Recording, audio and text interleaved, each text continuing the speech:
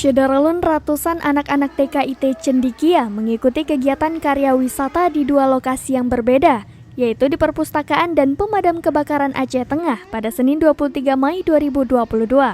Ratusan anak-anak bermain di lingkungan Pemadam Kebakaran Aceh Tengah. Ada yang berlarian, ada pula yang duduk sambil bersenda gurau dengan teman.